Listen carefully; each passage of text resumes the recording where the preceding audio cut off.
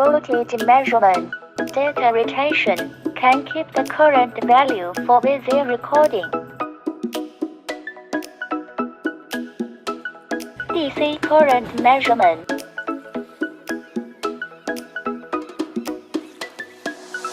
HFC transistor measurement to ensure that the transistor is PNP or NPN.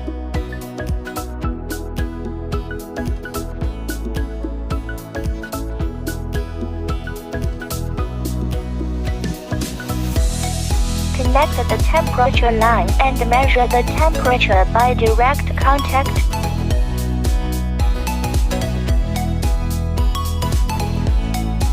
Button to detect whether the line is on or off.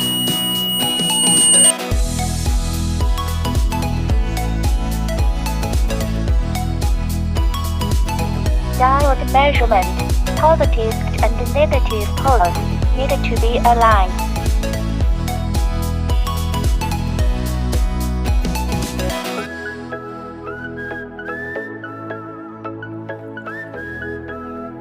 Resistance measurement. Both sides can be measured.